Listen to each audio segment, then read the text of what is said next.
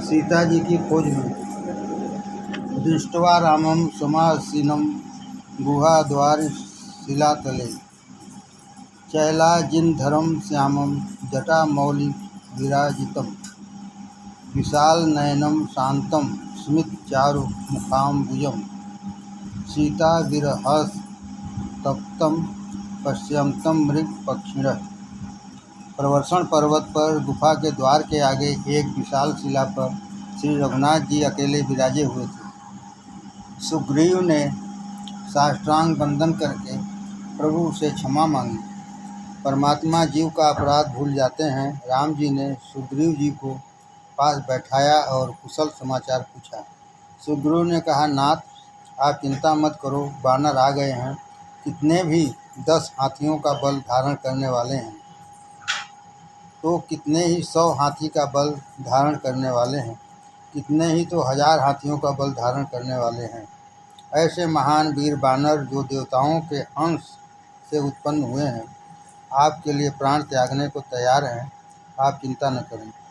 तत्पश्चात सुग्रीव ने बानरों को बुलाकर आज्ञा दी, अब तुम सीता जी को ढूंढने के लिए जाओ। 1 महीने की अवधि देता हूँ, इतने समय में सीता जी का समाचार लेकर आओ।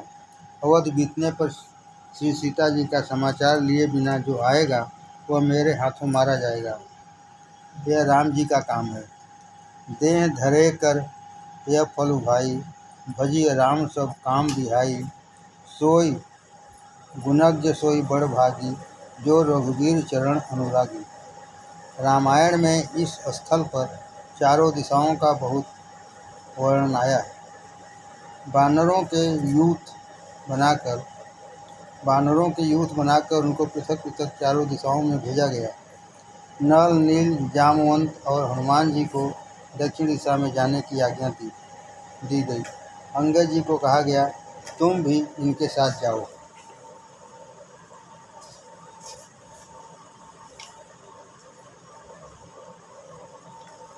सभी ने श्री रामचंद्र जी का वंदन किया और श्री सीता जी को खोजने निकल पड़े। श्री रामचंद्र जी जानते थे कि मेरा कार्य तो हनुमान जी करने वाले हैं, इसलिए श्री रामचंद्र जी ने राम नामांकित सुंदर मुद्रिका हनुमान जी को दी और कहा कि यह काम तुम्हारे हाथ से होने वाला है। अस्मिन् कार्ये प्रमाणम ही त्वमेव कपिसत्तम, जानामि सत्वं ते सर्वं गच्छ पंथा शुभस्तव। श्री हनुमान जी के द्वारा श्री सीता जी को संदेश भेजने में राम जी ने कहा, तत्व प्रेम कर मम अरु तोरा, जानत प्रिया एक मन मोरा। सो मम सदा रहत तो ही पाही, जानु प्रीति रस इतने हूँ माही। भले ही मैं आँख से दूर हूँ, परंतु मैं तुम्हारे मन में हूँ, तुम्हारा मन मेरे पास है। इस रीत से राम जी ने सीता जी के लिए संदेश भेजा। वानरों से कहा, 1 महीने में तुम जल्दी श्री सीता जी के दर्शन करके वापस आ जाओ। वानरों को लेकर श्री हनुमान जी श्री सीता जी को खोजने के लिए दक्षिण में गए। वे सब विंध्याचल पर्वत के ऊपर आए। उस समय वहाँ एक मोटा राक्षस दिखाई दिया। यही रावण है, ऐसा समझकर उसे मारने दौड़े। पश्चात चलते चलते जंगलों में दूर निकल गए। कहीं पीने को पानी नहीं मिलता था। सबको बहुत प्यास लगी हुई थी। हनुमान जी एक वृक्ष के ऊपर चढ़े और वहीं से देखा कि काफ़ी दूर पर सुंदर गुफा दिखाई दे रही है और अंदर से उसमें से पक्षी आ रहे हैं। हंस पक्षी जहाँ दिखे समझ लो कि वहाँ जलाशय होना ही चाहिए। हनुमान जी समस्त बानरों को इस गुफा के अंदर ले गए। अंदर एक अतिशय दिव्य वन था। फलों के बोझ से वृक्ष झुक गए थे। एक महायोगिनी वहाँ आसन पर बैठकर परमात्मा का ध्यान कर रही थी। वानरों को आश्चर्य हुआ, यह कौन है? उन्होंने योगिनी का वंदन किया। योगिनी ने कहा कि तुम खूब प्रेम से फल खाओ, यह मधु है, इसका पान करो, पीछे मैं अपनी कथा सुनाऊंगी। योगिनी ने वानरों का सम्मान किया, फिर अपनी कथा सुनाई। मैं भगवान शंकर की दासी हूँ, शिव जी की आज्ञा से यहाँ तपश्चर्या करती हूँ। शिव जी ने मुझे आज्ञा की हुई है कि राम जी के सेवक यहाँ आवेंगे, उनका तुम स्वागत करना। श्री रामचंद्र जी के दर्शन करना, फिर तुम्हारा उद्धार हो जाएगा। इसलिए मैं यहाँ बैठकर तप करती हूँ। आज तुम सब आ गए हो, तुम राम जी के सेवक हो, मेरे लिए पूज्य हो। आज राम सेवकों की सेवा करने का सौभाग्य मुझे प्राप्त हुआ है। अब मुझे एक बार राम जी के दर्शन करने हैं। यहाँ से अब मैं जहाँ राम जी विराजते हैं वहाँ जाऊँगी। तुम सब आँख बंद करो, जिससे इस गुफा के बाहर दूर समुद्र के किनारे मैं तुमको पहुँचा दूँ। सब वानरों ने आंखें बंद की। उस योगिनी ने सबको समुद्र के किनारे पहुँचा दिया और स्वयं भी गुफा छोड़कर वहाँ जहाँ श्री राम जी विराजते थे वहाँ चली गई। सापि त्यक्त्वा गुहं शीघ्रं ययौ राघव सन्निधं तत्र रामं ससुग्रीवं लक्ष्मणं च ददर्श। योगिनी ने श्री रामचंद्र जी के पास आकर साष्टांग वंदन किया। श्री रघुनाथ जी का तपस्वी वेश था। राम जी के दर्शन करने पर योगिनी को आनंद हुआ। राम जी की स्तुति करते हुए उसने कहा, नाथ मैं आपकी हूँ। आपके दर्शन के लिए मैंने बहुत वर्षों से तप किया है। आज वानरों के दर्शन के प्रताप से, उनकी कृपा से मैं आपके दर्शन कर सकी हूँ। तुम सर्वव्यापक हो, परंतु माया के पर्दे में तुमने स्वरूप छिपाया हुआ है और इस कारण से अज्ञानी जीव आपको पहचान नहीं सकते। तुम्हारे दर्शनों से मैं कृतार्थ हो गई। तुम ऐसी कृपा करो कि मेरी जीभ से श्री राम श्री राम श्री राम ऐसा सतत जप होता रहे। परमात्मा के नाम में निष्ठा होनी कठिन है। पूर्व जन्मों के पापों के कारण इस जीव की प्रभु के नाम में प्रीति नहीं हो पाती। नाम स्मरण करते करते जबान भटक जाती है। इस जबान से बहुत पाप होते हैं और इस कारण से वह जप नहीं कर सकती। पाप जवान को पकड़े रहता है। प्रत्येक क्षण भगवान का नाम लो, यह अति दुर्लभ है। प्रत्येक क्षण भगवान का नाम लो, यह अति सुलभ है, फिर भी यह नहीं हो पाता। नाम में दृढ़ निष्ठा रखो। जबान से सतत जप हो तो जबान सुधरे और मन भी सुधरे। जबान न सुधरे तब भी जीवन सुधरता नहीं। जबान न सुधरे तब तक जीवन सुधरता नहीं। मन न सुधरे तब तक भक्ति में आनंद आता नहीं। जबान न सुधरे तब तक जीवन सुधरता नहीं। मन न सुधरे तब तक भक्ति में आनंद आता नहीं। नाम में निष्ठा हो तो नामों का ईश्वर का स्मरण करते करते जीवन सुधरता है। इस कलयुग में नाम निष्ठा के अतिरिक्त कोई उपाय नहीं है। सगुण निर्गुण ब्रह्म की अपेक्षा भी नाम ब्रह्म श्रेष्ठ है। सगुण निर्गुण ब्रह्म की अपेक्षा भी नाम ब्रह्म श्रेष्ठ है। तुलसीदास जी कहते हैं, अगुण सगुण दुई ब्रह्म स्वरूपा, अकथ अगाध अनाप अनादि अनूपा, मोरे मत बड़ नाम दुबूते, किए जे जो निज बस निज बूते। नाम जप की महिमा अनूठी है। वेदांत समझना मुश्किल है और समझ में आने पर भी अनुभव करना बहुत कठिन है। दुख शरीर को होता है, आत्मा तो केवल दृष्टा है। दुख शरीर को होता है, आत्मा तो केवल दृष्टा है। मुझे सुख अच्छा अथवा दुख कुछ भी नहीं। मुझे कुछ सुख अथवा दुख कुछ भी नहीं है। मैं तो आनंद रूप हूँ। ऐसा बोलना समझना सरल है, परंतु इस सिद्धांत का अनुभव करना कठिन है।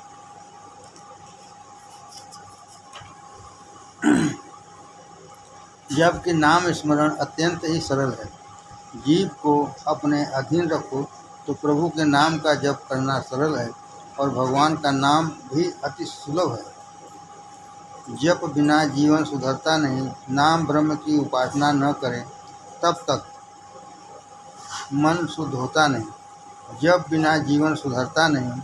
नाम ब्रह्म की उपासना न करें तब तक मन शुद्ध होता नहीं।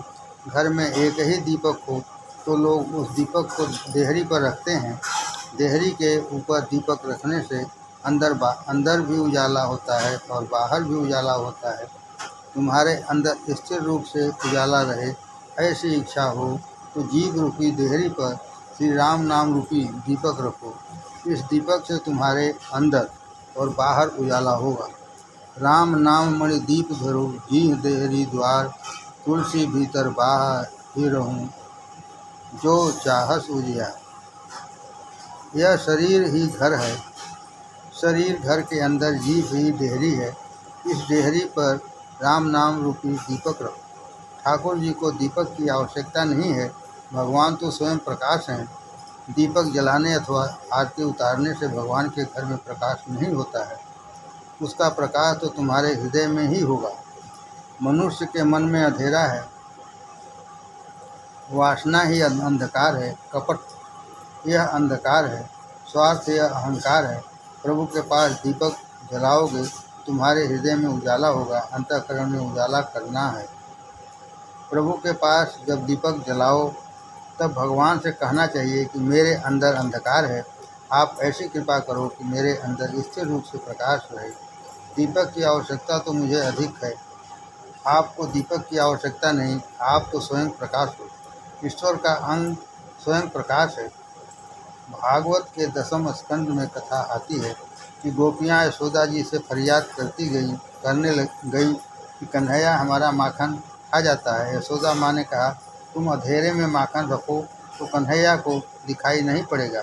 तब गोपियों ने कहा, माँ, हमने माखन अंधेरे में ही रखा था, परंतु कन्हैया के आते ही उजाला हो जाता है।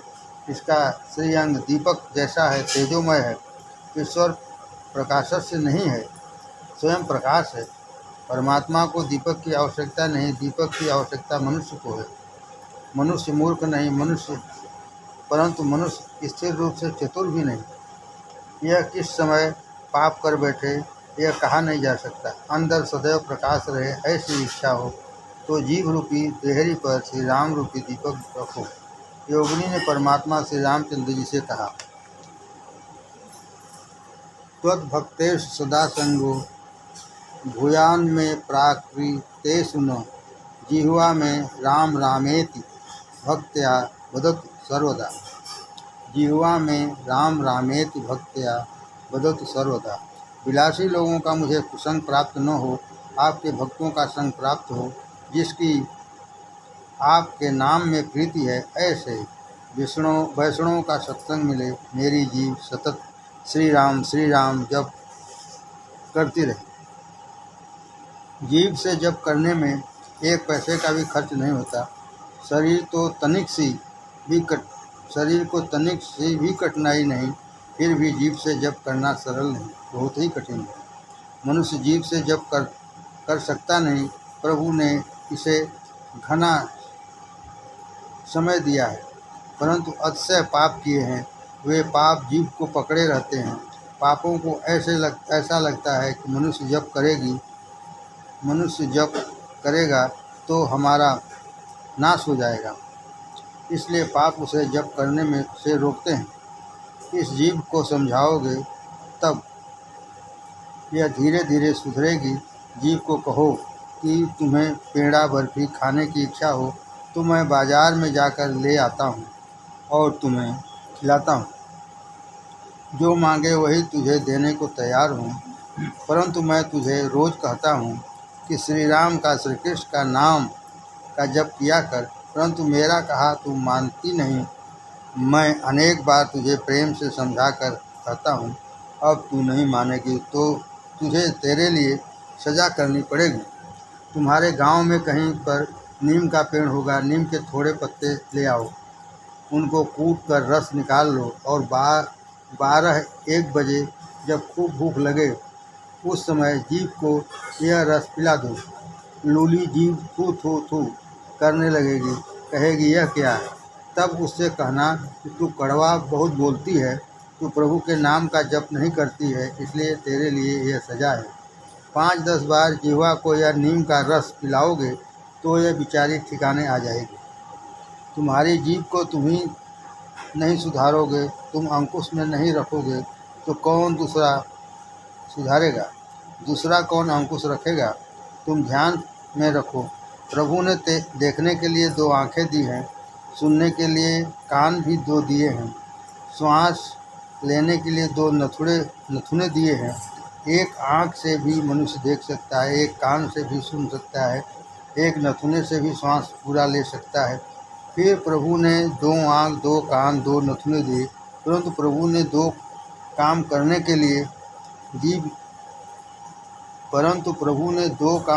के लिए जीभ केवल एक ही दी है, एक खाने और दूसरा बोलने का। एक आदमी ने राम जी से कहा, महाराज, आपने इस सृष्टि की रचना की तब किसी से कुछ पूछा नहीं। अपने मन में आया वैसी ही सृष्टि की उत्पत्ति आपने कर दी। देखने के लिए मनुष्य को 2 आँखें दी, सुनने के लिए 2 कान दिए, इसी प्रकार बोलने के लिए और खाने के लिए उसी प्रकार 2 जीभें बनाई होती तो बहुत अच्छा होता। प्रभु ने कहा, एक बनाई है तो सारे जगत में प्रलय होती है, एक ही जीभ अनर्थ कर डालती है, 2 जीभ होने पर सर्वनाश हो जाता। जीभ का विवेक से उपभोग करो। पशु पक्षी भगवान के नाम का जप नहीं कर सकते, केवल मनुष्य की जीभ में ही प्रभु ने यह शक्ति स्थापित की है। मनुष्य राम नाम का जप कर सकता है। योगिनी ने श्री राम जी से कहा, आप ऐसी कृपा करो, मैं आपके नाम का सतत जप करती रहूं। ज्ञानी होना सरल है, योगी होना सरल है, परंतु जीभ से प्रभु के नाम का जप करना बहुत कठिन है। जप करने में जीभ को कांटा लगता है, कठिनाई होती है, परंतु सिद्धि जप से ही मिलती है। अत्यंत पापी को भी निराश होने की आवश्यकता नहीं है। पापी ऐसा विचार न करे कि मेरे अंदर तो नाम लेने योग्य आवश्यक सिद्धि नहीं, इसलिए राम नाम लेने में फायदा नहीं। अरे, हर एक प्रकार की शुद्धि करने के लिए राम नाम रटना ही एक उपाय है। अति पापी होने पर भी प्रभु की शरण जाए तो उसका उद्धार हो जाता है। श्री रामचंद्र जी ने कहा है, कोटि विप्र बध लागों जाहूँ, आए शरण तजहु नहीं ताहूँ, सन्मुख होई जीव मोहि जबहि, जन्म कोटि अघनाशय तभी। पाप करने का खूब पछतावा होता है तो पाप भस्म होते हैं। भगवान के नाम का जब पापों को भस्म करता है, जब विनाशी जीवन सुधरता नहीं, जब से ही ब्रह्म संबंध होता है। भगवान का प्रेम से जो स्मरण करता है, भगवान के नाम का जो जप करता है, उसके पीछे पीछे भगवान चलते हैं। भगवान का प्रेम से जो स्मरण करता है, भगवान के नाम का जो जप करता है, उसके पीछे पीछे भगवान चलते हैं। जीव ईश्वर से बिछुड़ गया है, जीव को परमात्मा के साथ परिणय करना है। प्रभु के नाम में यदि जीव तन्मय हो जाए तो ईश्वर के साथ इसका संबंध हो जाए। प्रभु के नाम में यदि जीव तन्मय हो जाए तो ईश्वर के साथ इसका संबंध हो जाए। व्यवहार में भी कायदा है कि वे विशाल होने के पश्चात ही लग्न होती है। व्यवहार में भी कायदा है कि वे विशाल होने के पश्चात ही लग्न होती है। वे विशाल न हो तब तक लग्न नहीं होते। वे विशाल का मतलब होता है शब्द संबंध। अपनी कन्या तुम्हारे घर देते हैं, अर्थात इस शब्द से पहले संबंध होता है, पीछे विवाह होता है। परमात्मा के साथ परिणय करना है तो प्रभु के साथ पहले शब्द संबंध जोड़ना पड़ेगा। प्रभु के नाम में तन्मय होना ही पड़ेगा, दूसरा उपाय नहीं। कितने ही लोग ऐसा समझते हैं कि हम मन से जप करते हैं। अरे, मन से जब थोड़े ही समय हो पाता है और पीछे मन उचट जाता है, मन धोखा देता है। अपनी जीभ को ऐसी आदत डालो कि वह श्री राम श्री कृष्ण का निरंतर जप करे। जगत में जिन महापुरुषों को परमात्मा का दर्शन हुआ है, उन सभी महापुरुषों ने परमात्मा के साथ खूब प्रेम किया है। अरे, भगवान कहीं दिखाई देते हैं? भगवान प्रत्यक्ष दिखाई नहीं देते, इसलिए उस प्रभु की भक्ति करना बहुत कठिन है। भगवान की तो यह भावना रखनी पड़ती है कि यह ठाकुर जी हैं। शास्त्रों में तो ऐसा लिखा है कि ईश्वर मूर्ति नहीं है। ईश्वर को मूर्ति समझे तो ईश्वर का अपमान है। क्या ईश्वर मूर्ति है? ईश्वर का अर्थ होता है कि जो सर्वशक्तिमान है, जो सबका आधार है। ईश्वर मूर्ति नहीं, मूर्ति ईश्वर है। मूर्ति पूजा में अलौकिक तत्व है। मूर्ति पूजा सरल नहीं। जो सर्वव्यापक है उसे एक ही में देखना होता है। मूर्ति में ईश्वर का भाव रखना होता है।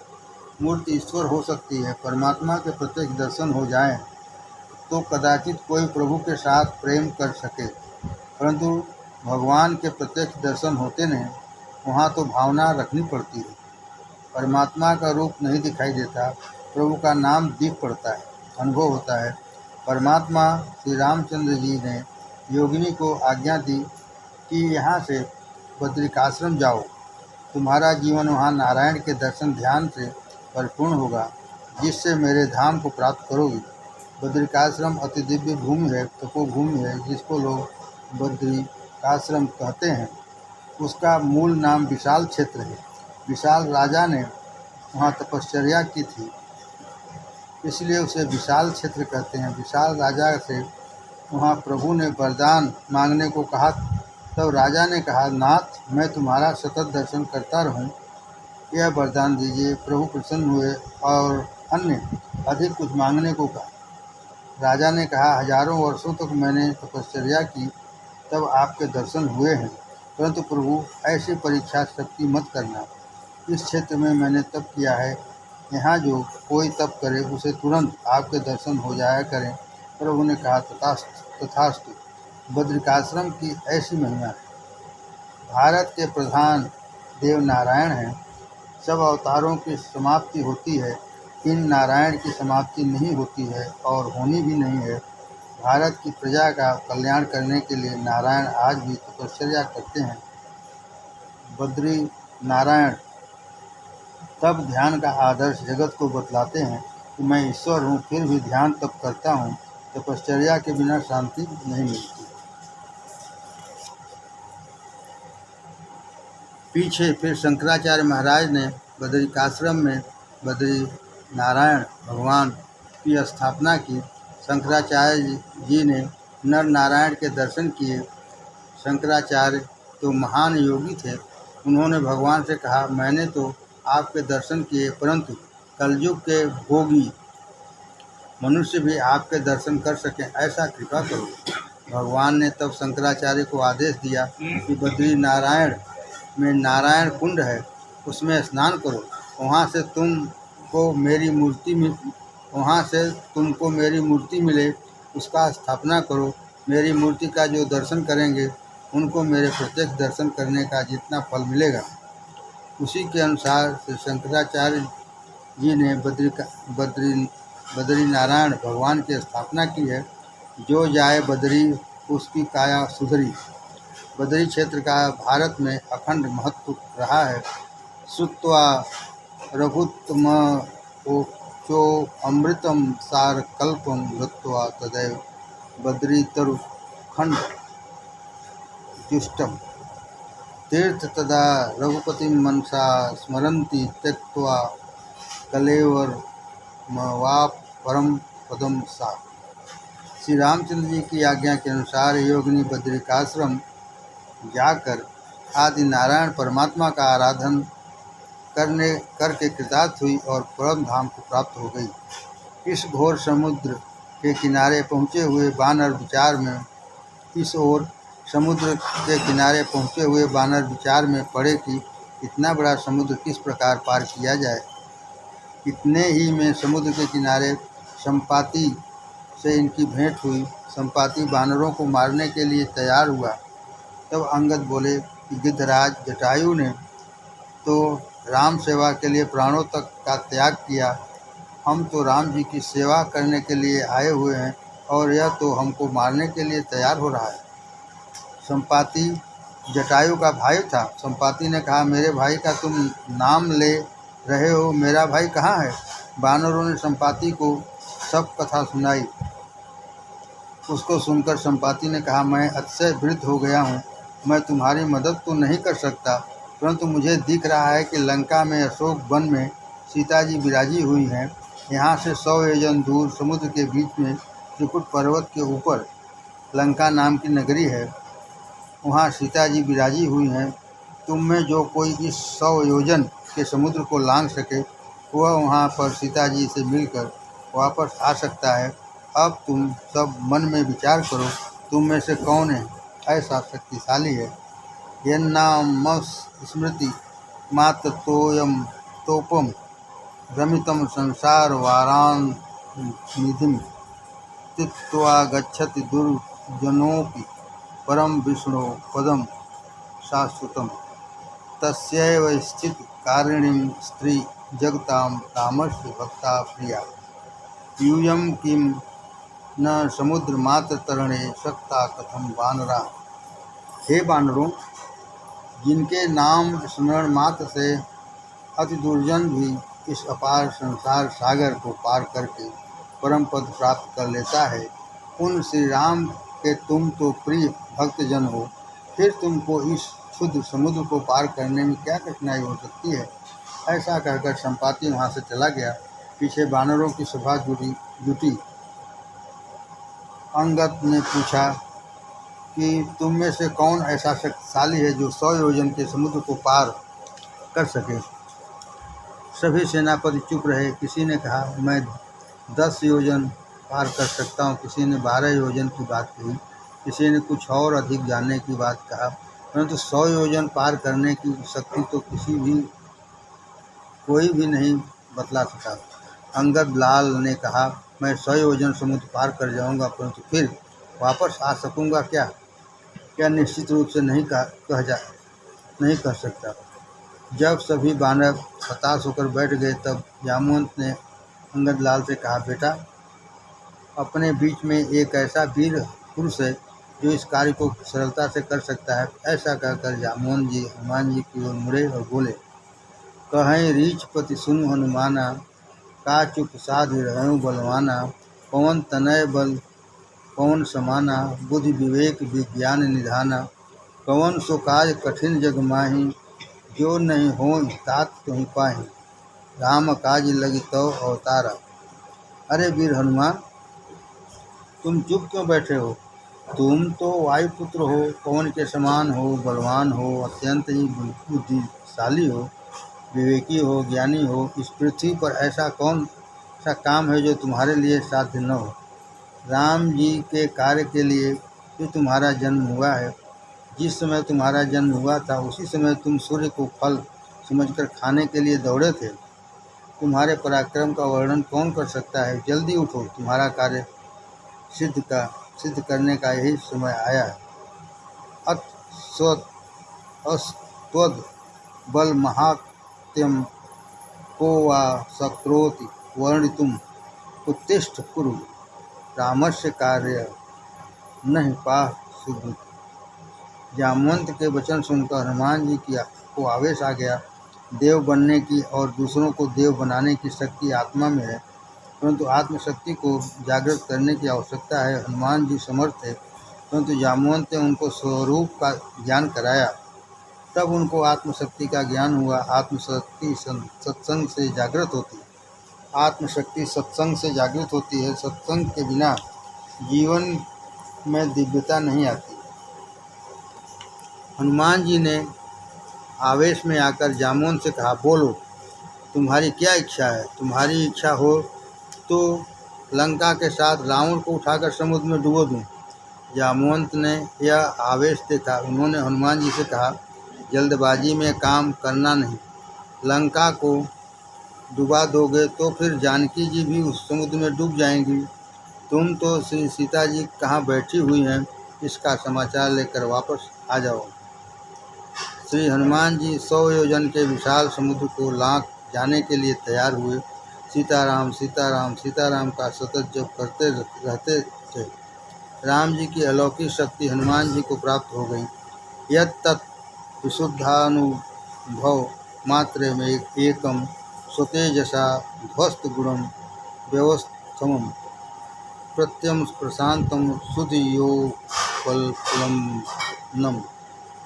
हय नाम रूपम निरहम प्रपद्ये शांतम शाश्वत प्रमेय मन धनम निर्वाण शांति प्रदम ब्रह्माशंभ परींद्र सेव्य मनीषम वेदांत वेद्यम विभुम रामाख्यम जगदीश्वरम सुरगुरुम माया मनुष्यम हरि वंदे अहम करुणाकरम रघुवरम भूपाल चूड़ामणि।